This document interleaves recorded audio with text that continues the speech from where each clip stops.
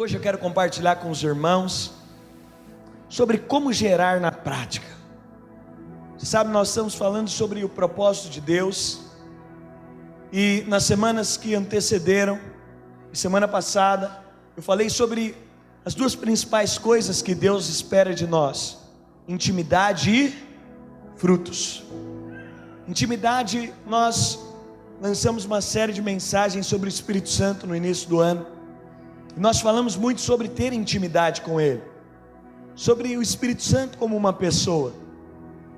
E nesses dias, então, eu penso que isso construiu uma plataforma para que agora nós pudéssemos falar do segundo propósito. Quando nós estivermos diante de Deus, segunda coisa, primeiro, intimidade, porque a intimidade vai produzir frutos. A intimidade vai gerar um ambiente de frutos. E hoje eu quero falar um pouco para você sobre como gerar de forma prática, como você pode ser útil para o reino de Deus gerando de forma prática, como você pode ser um canal útil para Deus, como você pode permitir que Deus te use para fazer grandes coisas. Quantos querem fazer grandes coisas? Diga aleluia. Eu quero te dizer que a maior coisa que você pode fazer na sua existência é estar completamente voltado ao propósito pelo qual Deus te criou. Não existe felicidade plena longe do propósito eterno de Deus. Não existe satisfação longe do propósito eterno de Deus. Nenhum homem vai ser pleno fora do propósito eterno de Deus. E Deus então, Ele nos convida a participar com Ele de um ambiente para gerar discípulos. Deus nos convida a participar com Ele de um ambiente para transformar a vida das pessoas. Você nasceu para ser um mercador de esperanças. Você nasceu para transformar a vida de pessoas. Você nasceu para mudar o destino de pessoas. Já viu quando a gente muda o destino de pessoas, as pessoas são marcadas por aquilo? Quando você é usado para mudar o destino de alguém, nunca mais aquela pessoa esquece daquilo que foi feito. Existem pessoas que marcam a nossa história, sim ou não? Tem gente que marca, positivo ou negativamente, mas tem gente que marca a nossa história. Tem gente que quando chega na nossa história, aquilo é marcante. Tem coisas que produzem marcas em nós. Eu quero te falar, Deus salvou para que você seja marcante na vida de pessoas. Deus te resgatou para que você seja marcante. Eu fico imaginando como seria conviver com Jesus, como seria ser amigo de trabalho de Jesus, como seria ser casado com Jesus. Você imagina se Jesus tivesse... Falam que Maria Madalena é esposa de Jesus. Eu tenho muitas provas para dizer que não era, mas sobretudo uma: se Maria Madalena fosse esposa de Jesus, ia ter algo dela falando de Jesus na Bíblia, porque seria um marido tão fantástico que ela não conseguiria deixar de registrar o que seria ter Jesus como marido. É ou não é? Ela ia ser uma mulher tão abobada, e que ela ia falar para João: põe aí, coloca mais um capítulo aí, vou falar só de Jesus como marido. Ia ou não ia? Ia. Pode ter certeza, minha esposa quer escrever um livro meu, eu estou brigando para ela não fazer. Não, amor, não faz isso não, você vai me deixar envergonhado. Não, vou escrever, não tem jeito. Imagina Jesus. Certamente tudo que Jesus fazia era fantástico. Jesus, a vida das pessoas que Ele tocou foram marcadas. Pedro era um tímido, medroso. Jesus, eu morro por ti. Jesus falou: filho, antes que o galo cante 3 vezes, você vai pular fora. Pedro era valente por fora, mas aí você sabe o que aconteceu. Ele negou Jesus 3 vezes. Olharam para ele e falaram: você fala igual a ele, você tem o estilo dele, você é da estirpe dele. Porque Pedro teve intimidade com Jesus. Ele até quis falar que não era, mas Pedro, que fugiu de morrer por Jesus no final da sua vida, quando foram crucificar, ele falou: inverte a cruz, é muito pouco para mim morrer igual ao mestre, eu não sou digno. Todos os discípulos morreram assim, entregando a vida por Jesus. Mas por quê? Que devia ser fantástico demais estar com esse homem, devia ser marcante demais ser amigo de trabalho de Jesus. devia ser marcante demais participar da família de Jesus. E agora, Jesus nos deixa uma missão. O que Jesus disse para nós? Olha, agora eu não estou mais fisicamente na terra, mas vocês são meu corpo em expressão. Vocês agora vão expressar a minha vida por onde vocês passarem. Vocês vão expressar quem eu sou no lugar que vocês estiverem. E sabe qual é o desejo de Jesus? É que sejamos íntimos dele, para que sejamos ele nos lugares. E aí essa tem que ser a nossa avaliação. Intimidade com Jesus é se parecer com ele. Você se torna parecido com tudo que você é íntimo. Sabia disso? Sabia que você é uma soma?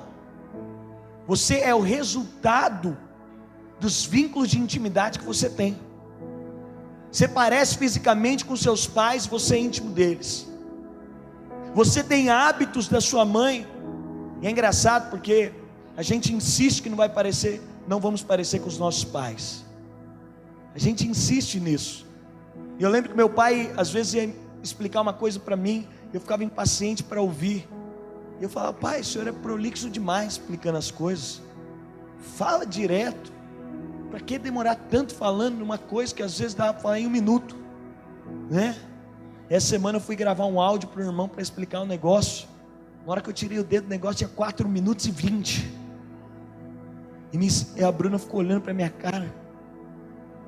Eu falei: meu Deus do céu, não conseguia parar de falar. Acho que eu repeti as mesmas coisas umas 4 vezes. Mas com encargo. Não era prolixo não, com encargo. E aí hoje eu consigo entender meu pai. Eu absorvi dele coisas. A mulher vai lavar roupa igual a mãe lavava. Esses dias eu vi na minha mãe é mais prática, irmãos, para tudo. Minha mãe é uma ótima cozinheira. Na minha mãe esse negócio de confeitaria, fazer um negócio tudo bonitinho. Minha mãe é do norte, o pau quebra, né? Não tem isso não. Minha mãe é assim, se ela começou a enfeitar um bolo, não deu certo, ela amassa tudo, fala, cada um pega com a mão. Eu não estou exagerando não. Quando ela vai tentar fazer um doce bonitinho, não dá certo, ela mistura, mas vai embolar tudo dentro da barriga, vai cada um. Porque minha mãe é mais chegada no salgado. Minha mãe é prática. Aí esses dias, lá em casa, tadinha da Bruna, os dedos dela, estava tudo em carne viva. Eu falei: o que está acontecendo, mulher? Ela falou: não, eu tenho que colocar. Ela vai lá, esquenta uma xícara de água, coloca na roupa, põe um pinguinho de Vênus e fica ali, irmãos. Tem roupa minha que está demorando 10 meses para voltar para o armário. Eu falei: amor, você lembra que eu comprei uma camisa branca? Lembro. Eu falei: então, sei o que aconteceu com a camisa. E aí eu chego, está lá ela de segunda a sexta esfregando a camisa. E aí outro dia eu cheguei aqui na minha mãe, ela enche um balde de água, joga água quente, joga o Vênus inteiro e joga as roupas dentro. Falei: como que é diferente as coisas. A gente se torna parecido com quem a gente é íntimo. E eu insistindo, falei: Bruna, joga o balde, igual a minha mãe, joga essas roupas dentro, tá certo. Não posso fazer assim não, tem que ser uma por uma. Mas vai na casa da mãe dela, vai ver o que a mãe dela está fazendo, esfregando uma por uma. Porque nós somos o resultado do círculo de intimidade que nós temos. A maneira com que você fala, o que você gosta de fazer, é o resultado do círculo de intimidade que você tem. A gente, quando casa, a gente passa a adquirir valores do outro. A gente passa a adquirir, porque quanto mais íntimo eu sou de alguém, mais parecido eu vou ser com ele. E quando nós falamos sobre Jesus, expressar Jesus não é uma grande dificuldade não. Não é aquela coisa, tem irmão que fala: pastor, eu só pareço com Jesus quando ele entrou no templo indignado. É a única situação que eu me identifico com Jesus, quando ele fez os chicotes lá, expulsou todo mundo. Não, estou falando, você sabe, ali Jesus também estava no Espírito. Mas parecer com Jesus não é uma forçação de barra, é fruto da intimidade. Minha esposa nem ficou pensando: olha, eu vou esfregar roupa por roupa, porque minha mãe faz assim. Você acha que ela pensou isso antes de esfregar? Não pensou. Por quê? Porque a intimidade, o estilo de vida que ela está acostumada a viver, faz com que ela esfregue roupa por roupa. Quando nós somos íntimos de Deus, nós vamos praticar o que Ele pratica. Mas não é porque a igreja fala que tem que praticar. Não é porque eu sou obrigado a praticar, é porque daqui a pouco eu estou praticando, e às vezes as pessoas olham para mim e falam: nossa, está fazendo isso aqui, rapaz, está parecido demais com Jesus. Você fala: nossa, eu nem estava reparando. E aí nós somos chamados então a gerar discípulos para Jesus, porque não tem jeito. Se você parecer com Jesus, em todos os lugares que você estiver, você vai afetar a vida das pessoas. Em todos os lugares que você estiver, você vai marcar a vida das pessoas. Sabe o que eu tenho descoberto? O melhor da vida não é parecer que você é bom. O melhor da vida é fazer com que os outros se sintam bons do seu lado. Você sabe que o mundo tem um conceito de liderança. Qual que é o conceito? Eu mostro que eu sou o cara, eu mostro que eu sou muito bom, eu mostro que eu sou infalível, e as pessoas que chegam do meu lado falam: uau, que cara fantástico. Você sabe, eu como pastor várias vezes me pego, às vezes a gente está numa reunião de pastores, e dá para ver isso no pastor. Tem pastor que ele começa a falar da igreja dele, quase que dá vontade de falar: mas não tem espaço lá para lavar banheiro. Não, mas a igreja é tão fantástica, tão poderosa, tão esplêndida. Ele fala para você assim, te deixa acuado. A hora que o irmão pergunta: e a sua igreja? Você fala: está lá, a bênção. E aí eu tenho descoberto que Jesus não era assim. Ninguém achava Jesus fantástico demais somente. Sabe que Jesus tinha poder? Ele tinha poder de produzir no outro. Enquanto esse estilo mundano tem esse poder de mostrar: eu sou o cara, eu sou bom demais. Sabe qual era o estilo de Jesus? As pessoas chegavam perto dele e falavam: você é bom demais, você é o cara, você consegue, você tem poder. O que Jesus fez com os discípulos o tempo inteiro? Olha, vocês vão fazer melhor que eu. Jesus podia dizer: olha, igual eu fiz, ninguém nunca mais vai fazer. Pedro, Tiago, vem aqui, ó, vem ver esse milagre aqui, ó. Esse aqui, ó, escreve aí: jamais vão fazer igual. Olha, os discípulos que eu fiz igual. Não, qual que foi a mensagem de Jesus? Coisas maiores vocês farão no meu nome. Sabe por quê? Porque o estilo de vida de Jesus valorizava o outro. O estilo de Jesus, ele tinha poder de potencializar o outro. E quando nós falamos de gerar discípulos para Jesus, quanto mais parecido nós formos com Ele, mais nós vamos valorizar o outro. E quando o outro é valorizado, as pessoas querem estar perto. Te digo, as pessoas não querem estar perto do lado de alguém que é muito bom, que às vezes te deixa até mal, não sei você, mas está do lado de um irmão que o tempo inteiro ele mostra para você que ele é bom demais, você fica até mal do lado dele, né? Um irmão que o tempo inteiro mostra para você que ele é próspero demais, que o casamento dele é fantástico demais, você tem até medo de ficar perto dele. Mas não tem nada mais poderoso que você estar do lado de alguém que te faz se sentir bem demais. Tem pessoas na sua vida que elas vão te fazer sentir demais. Você chega perto delas, elas vão te fazer sentir, sim, elas te fazem sentir no céu. E aí até inconsciente você quer estar com ela. Jesus era essa pessoa. E nós somos chamados a ser como Ele é. E as pessoas vão querer estar perto de nós, porque em nós vai ser despertado esse potencial de mostrar para as pessoas o quanto elas são capazes. É uma mensagem de esperança que Jesus tinha. E quando nós falamos de gerar discípulos para Jesus, parece que é uma coisa difícil, mas não é. Gerar parece que é algo difícil, mas gerar não é difícil, irmãos. Gerar discípulos para Jesus, eu poderia até te dizer que é uma das coisas mais fáceis da vida cristã. É só uma consequência imediata de ter intimidade com Jesus. Eu estava vendo o quanto que gerar é fácil. Porque gerar, em primeiro lugar, quando nós falamos gerar filhos, naturalmente falando, gerar é fruto de algo prazeroso. Gerar é consequência de algo prazeroso. É interessante porque os princípios espirituais, eles acompanham os princípios naturais. Por que é uma campanha forte do governo para as pessoas que não têm condição não gerarem filhos? Porque é algo bom de se fazer. Gerar é algo prazeroso. Gerar aponta para algo que é gostoso de fazer. Não é uma obrigação, não é algo difícil, não é algo penoso, é algo prazeroso. E aí eu fui pegar, existia uma chilena chamada Leontina Albino. Essa mulher foi a mulher que teve mais filhos na história. Ontem eu estava com o irmão que a mãe dele teve acho que 16 filhos. Eu falei: irmão, sua mãe foi vencedora. Eu falei: mas quem será? Porque gerar é fácil. Só tirar a televisão que o negócio flui, irmãos. Você vai perguntar as casas que tiveram muitos filhos, tiraram a televisão. Aí Deus até falou um princípio espiritual: será que se tirar a TV da igreja a gente vai gerar também assim? Porque quando tira a TV de uma casa, naturalmente falando, o povo flui. Eu fiquei pensando: será que se tirar a nossa televisão a coisa melhora também? Mas a Leontina é uma chilena, e não está muito longe não.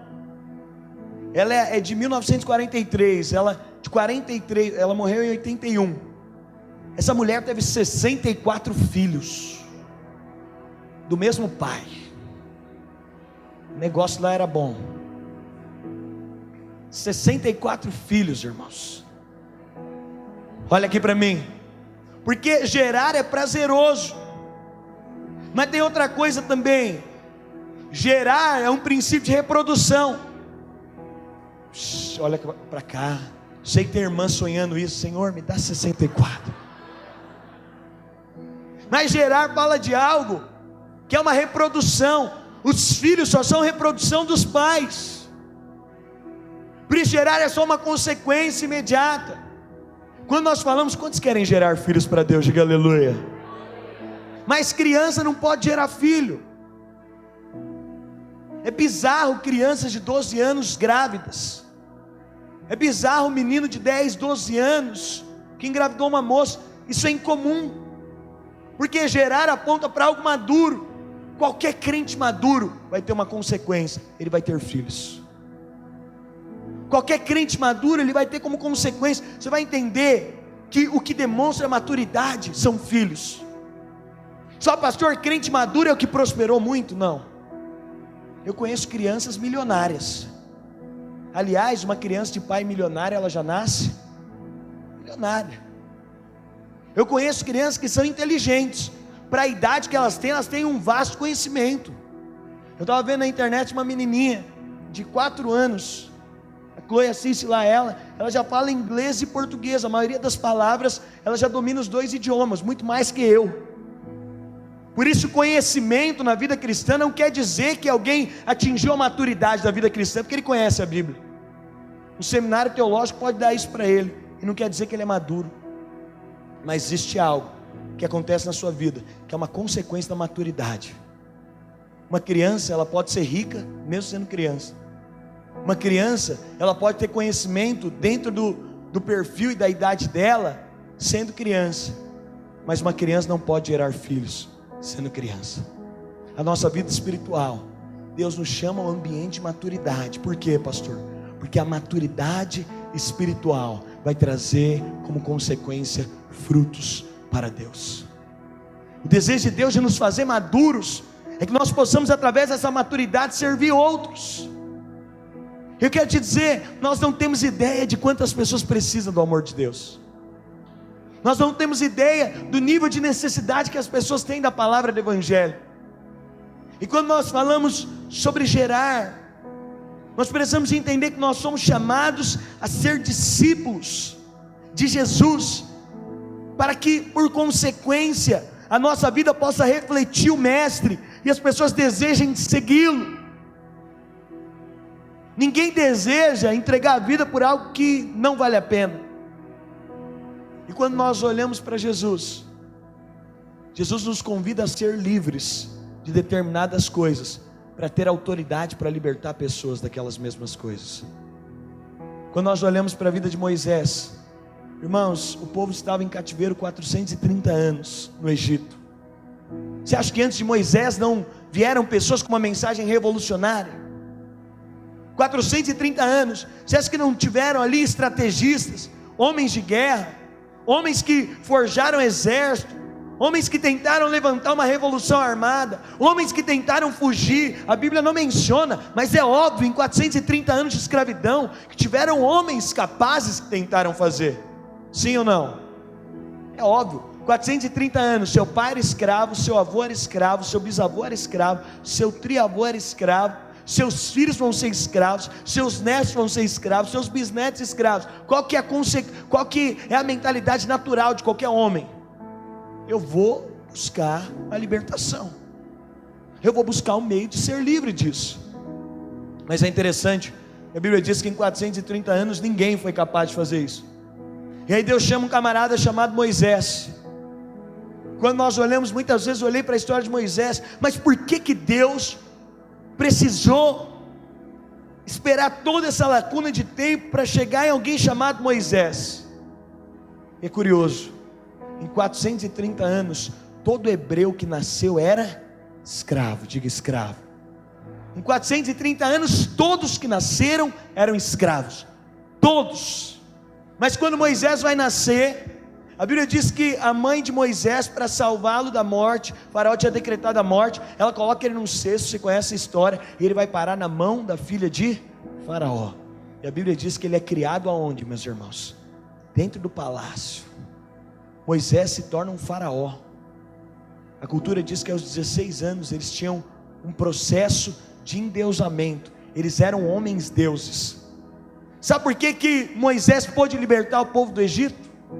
Moisés, em 430 anos, foi o único homem que não era escravo. Em 430 anos, o único hebreu que não sabia o que era ser escravo. O pai de Moisés era Faraó, o vô de Moisés era Faraó, os filhos dele também seriam da linhagem real. Em 430 anos, nenhum hebreu sabia o que não era ser escravo.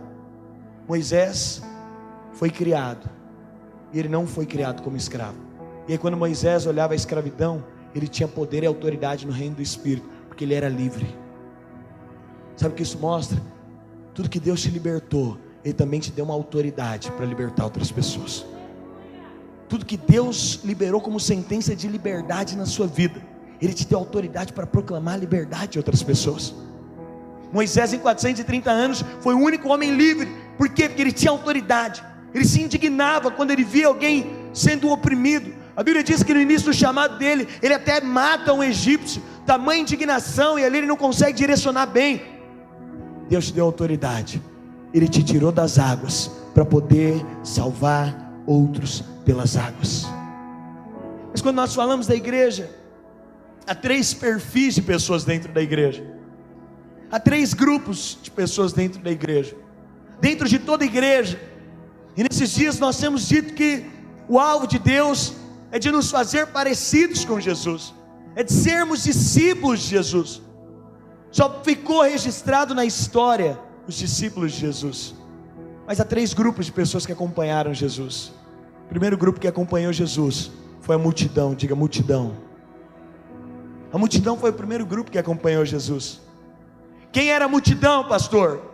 Gente que não estava interessado com o projeto de Jesus. Pessoas que estavam seguindo Jesus a custo do seu próprio interesse. Pessoas que até estavam no ambiente da igreja de Jesus, porque Jesus tinha uma igreja, Ele se reunia com os discípulos, Ele se reunia nas sinagogas, Ele se reunia nos montes, Ele se reunia nos vales, e Jesus tinha um público, a igreja de Jesus tinha um público. E o primeiro público da igreja de Jesus era a multidão. Quem era a multidão?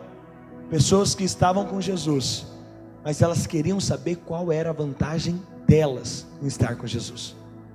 Pessoas que estavam com Jesus porque elas queriam a cura, porque elas queriam a libertação, porque elas queriam que Jesus abrisse a porta de emprego, porque elas queriam que Jesus restaurasse alguma coisa para elas, porque elas queriam trocar de carro, porque elas queriam, eu não sei se você se identifica com isso, com muito do que é pregado nos nossos dias. E Jesus, Ele atendeu esse público. Jesus não desprezou esse público, mas esse público ele foi esporádico na vida de Jesus. Esse público era um público que se aproximou de Jesus só querendo algo de Jesus.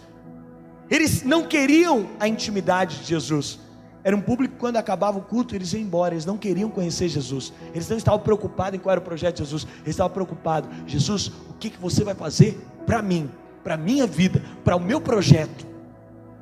Eu quero te dizer, Jesus tem cura, restauração, Jesus tem muitas coisas para fazer na sua vida. E não é errado se aproximar dele, em primeira instância, como multidão. Mas à medida que nós descobrimos o Evangelho, você vai entender que esse é o nível mais chucro de relacionamento com ele. E a multidão, ela só se aproximava de Jesus por causa disso. Jesus certa feita disse para eles: vocês só vêm atrás de mim porque vocês querem pão. Porque eu multiplico o pão, vocês ouviram? inclusive era um período de fome. Vocês vêm atrás de mim só por aquilo que eu posso dar para vocês. Vocês estão aqui só a troco do que eu posso dar. Quem é a multidão, pastor? Se amanhã Jesus não tiver nada para oferecer, então eu vou fazer em outro lugar. Eu conheço pessoas que ficaram doentes e depois foram fazer cirurgia espiritual dentro de terreiro. Sabe por quê? Elas disseram: se Jesus não pode me curar, então eu vou procurar em outro lugar. Aí você fala: isso é absurdo. Mas quantas vezes nós nos relacionamos com Jesus como multidão? Pastor, eu estou aqui, mas eu só quero a vantagem. Servir Jesus só se tiver vantagem para mim.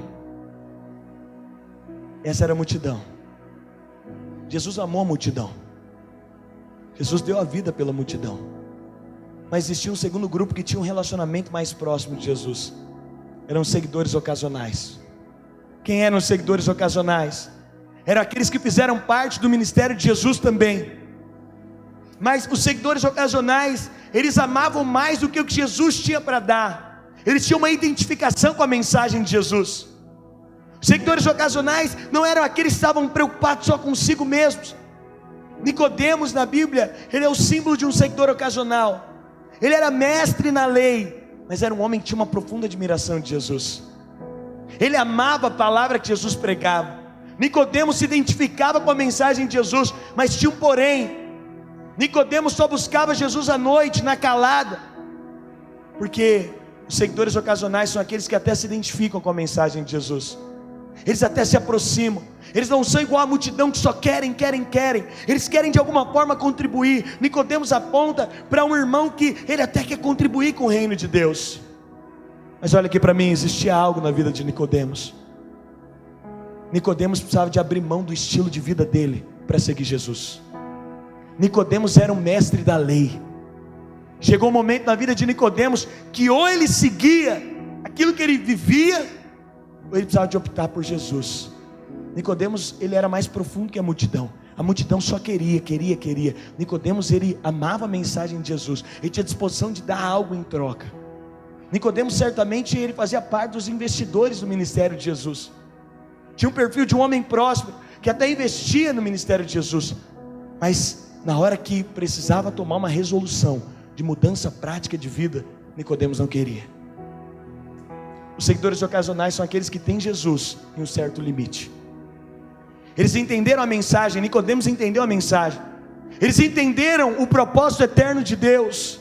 E nesses dias você está aqui, talvez você, nesses dias eu tenha ministrado sobre isso, você até entenda a mensagem, mas Nicodemos, na hora que ele precisava de fazer a renúncia, na hora que ele precisava de deixar algo, na hora que ele precisava de dar um passo além, Nicodemos disse: olha, não, eu vou procurar Jesus à noite.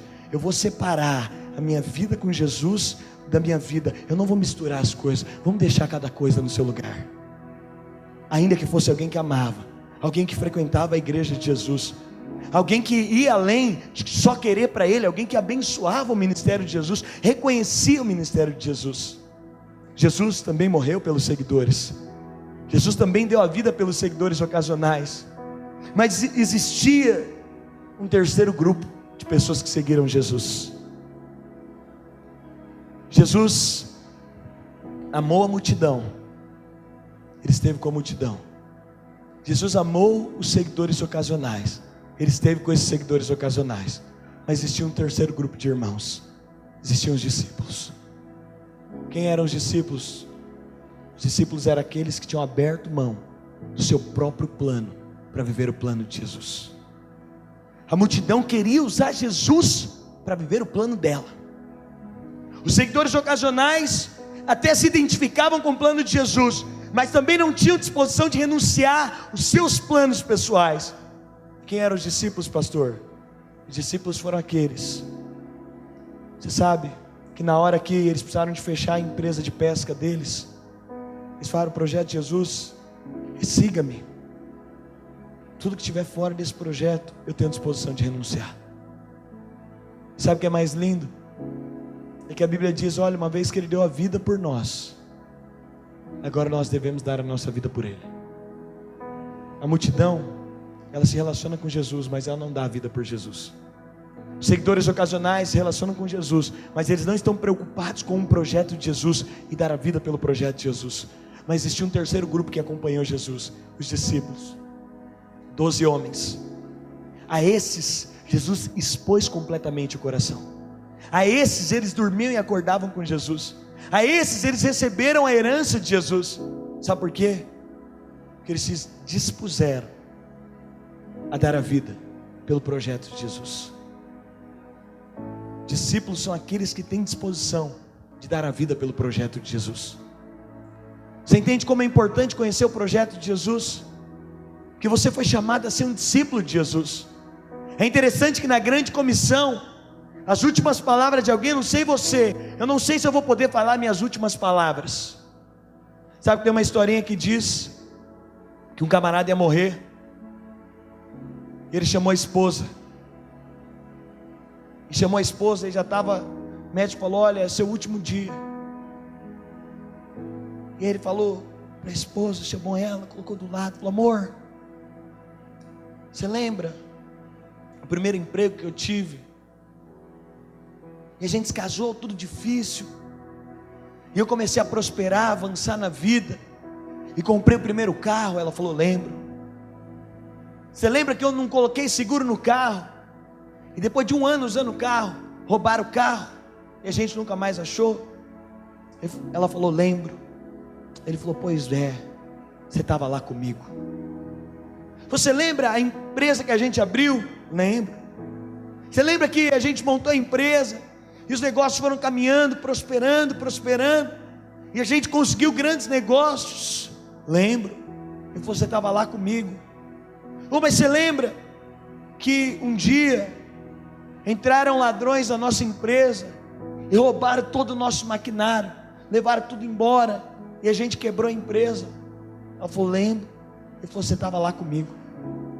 Por favor, você lembra quando nós casamos os nossos filhos, e aí nós ficamos só nós,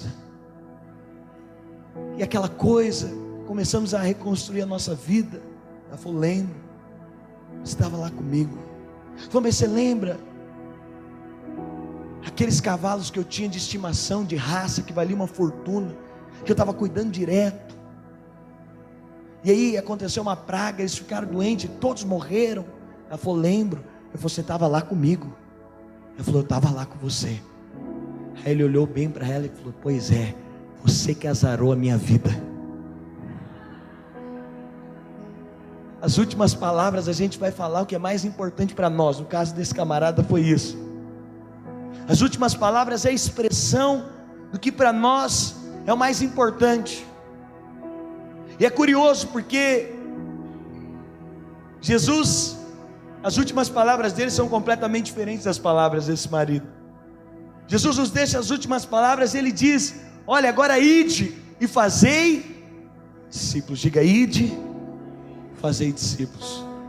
E essa foi a última palavra de Jesus para os discípulos. A ordenança, a última ordenança, agora vão e façam discípulos.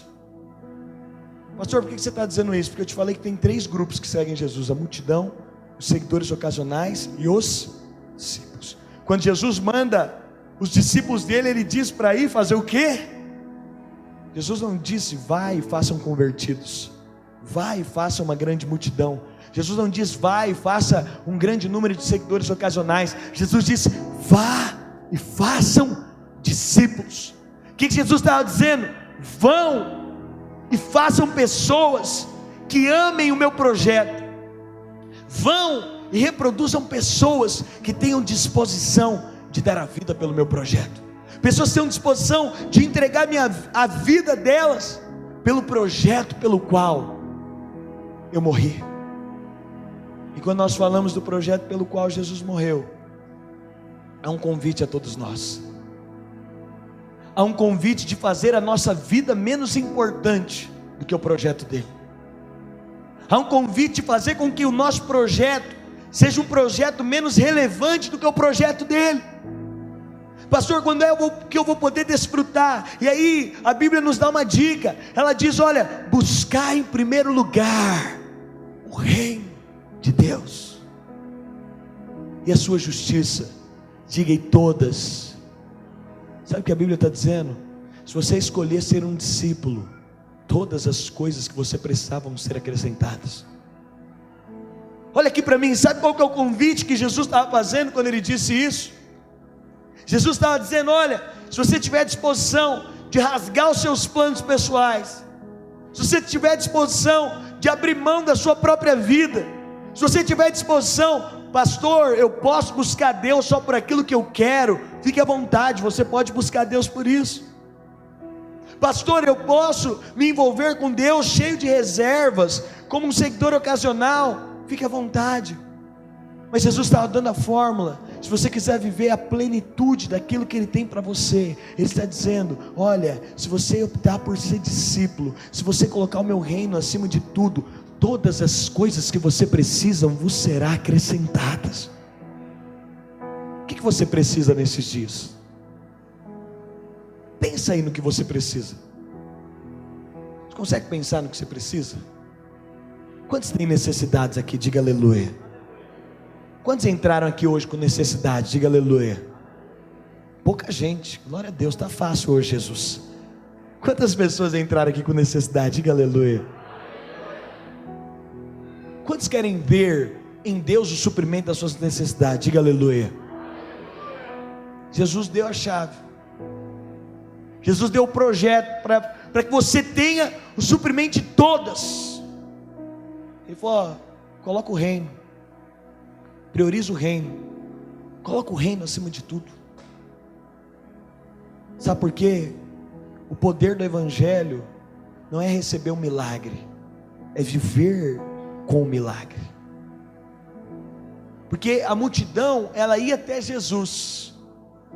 E olha aqui, deixa eu te falar, nós podemos viver de domingo em domingo, de milagre em milagre, mas nós podemos viver um milagre constante. E sabe o que eu acho marcante? É que a multidão se relacionou com Jesus.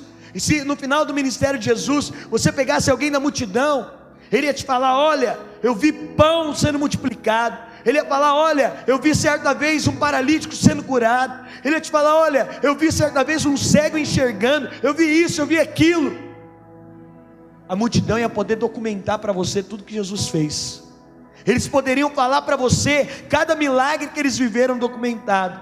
Mas aí João, o discípulo João, a Bíblia diz que ele era o mais próximo de Jesus. Ele reclinava a cabeça no peito. Ele tinha escolhido ser discípulo. Sabe como é que João diz?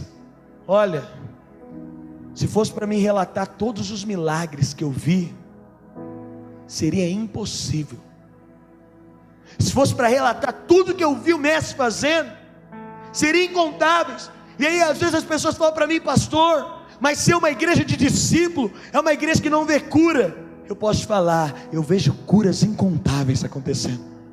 Pastor, ser uma igreja de discípulo é uma igreja que nós não vamos ver prosperidade financeira. Quer dizer, eu vivo de prosperidade em prosperidade.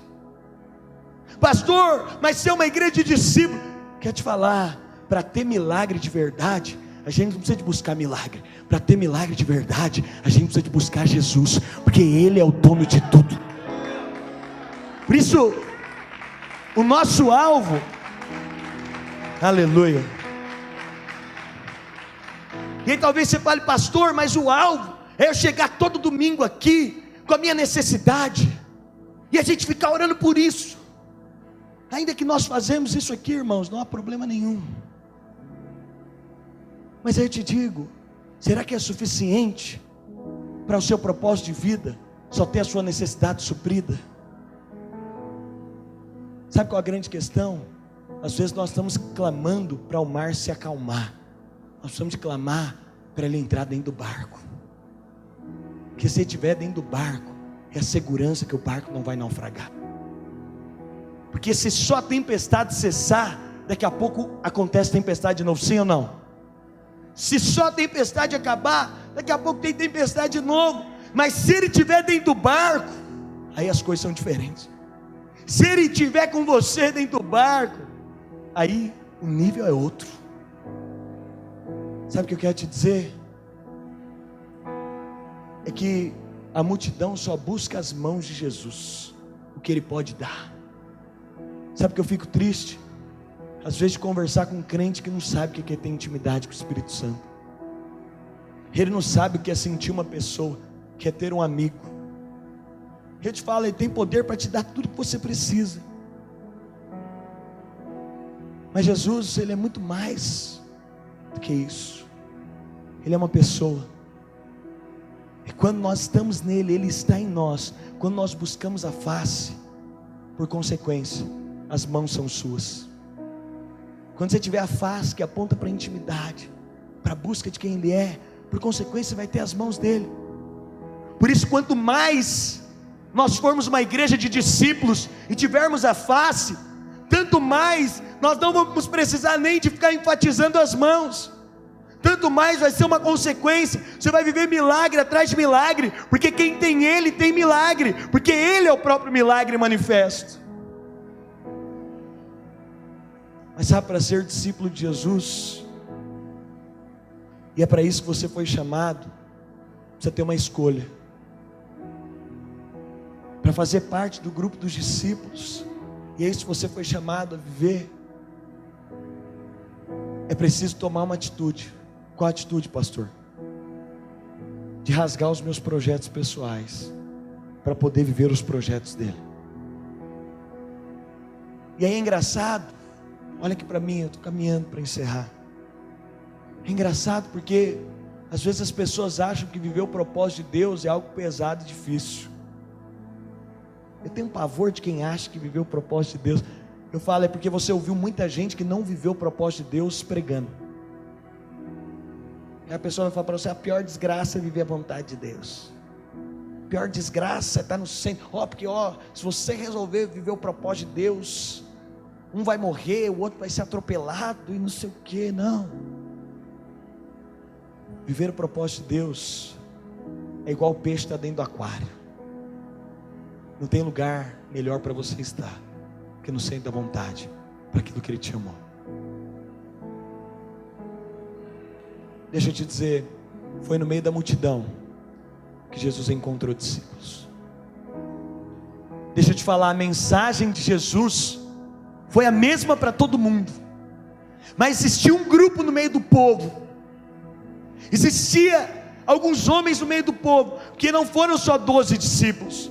A Bíblia diz que quando o Pentecoste veio, já eram 120 homens.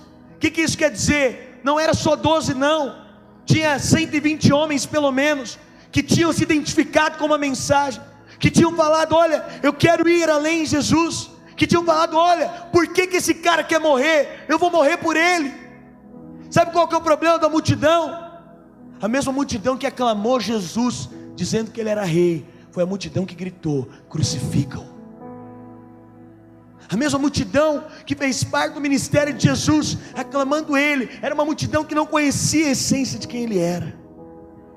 Mas foi no meio da multidão que os discípulos vieram. Todo mundo já foi multidão um dia, mas é no meio da multidão que nós recebemos esse toque, de falar, eu quero abrir mão da minha vontade para viver a vontade de Deus. O seu projeto é muito pequeno para a grandeza que tem em você, sabia disso? Pastor, quero ser rico, milionário. Isso é muito pequeno para o seu tamanho, se o seu projeto só for esse. Aí você fala, pastor, mas não posso ser rico? Pode. Vive o projeto de Jesus, você vai ver, todas as coisas serão acrescentadas. Pastor, eu só quero casar, minha vida é viver em função, quero casar. Isso é muito pequeno para a sua existência. Pastor, quer dizer que não pode casar? Não é isso que eu estou falando não, mas estou dizendo, busca o reino de Deus, você vai ver que você vai ter um casamento fantástico. Pastor, eu quero a cura. Amém. A Bíblia não diz que os discípulos ficaram doentes nem um dia. Eu acho que eles ficaram, mas eu acho que eles caminhavam com a própria cura. Enquanto o povo estava mendigando milagre, os discípulos viviam milagre. A Bíblia não diz, a Bíblia diz que gente foi atrás de Jesus que precisava de provisão financeira, mas a Bíblia só fala de Pedro em algum momento, mas a Bíblia não diz que dinheiro foi problema desse povo. Aliás, Pedro depois, ele falou, gente, As ofertas aqui, elas estão até esquisitas, porque todo mundo está dando tudo. Dinheiro não era problema daquele povo. Sabe por quê? Quando você tem Jesus, você não tem mais problema. Agora, quando nós não temos Jesus, nós vamos virar aquela loucura atrás de apagar incêndio o tempo inteiro na nossa vida. Mas centraliza Ele, coloca Ele no centro. Todas as coisas são acrescentadas. Quando nós falamos do propósito de Deus, eu te digo, você nasceu para ser discípulo de Jesus. Você nasceu para dar vida por isso. Esse é o projeto dele para você. Esse é o chamado. Você é meu discípulo. Não, pastor, você é discípulo. Não, eu não, ele chamou você. Eu tenho dito isso aqui constantemente. Para um pai, ele não está satisfeito só com o filho, não. Todo mundo tem que estar envolvido. E sabe o que eu estou querendo tirar da sua mentalidade? Aquela ideia que se você for discípulo de Jesus, sua vida vai ser uma desgraça. E aí você não vai viver o sobrenatural. Não, é pelo contrário. Você está plantado numa igreja de discípulos, onde os milagres são incontáveis, onde o sobrenatural é incontável. Esse é o ambiente de um lugar de discípulos. Eu quero orar por você. Nós somos chamados para romper a multidão e para falar: Jesus, eu não quero só estar os domingos aqui para ouvir o que o Senhor pode me dar. Eu quero conhecer a essência de quem Tu és. Eu quero conhecer a natureza de quem Tu és. Eu quero Te levar para casa. Já viu aquela coisa? Jesus não é um objeto para ser usado. Ele é algo para ser vivo em nós, para ser experimentado todo dia. Eu queria orar, se nessa noite você tem disposição de falar: olha, eu quero. Talvez já fez isso, mas eu quero entender o poder que tem entregar minha vida para ser discípulo. Eu quero entender o poder que tem quando eu abro mão de qualquer reserva minha para servi-lo sem qualquer reserva. Se vocês têm esse desejo, feche seus olhos onde você está.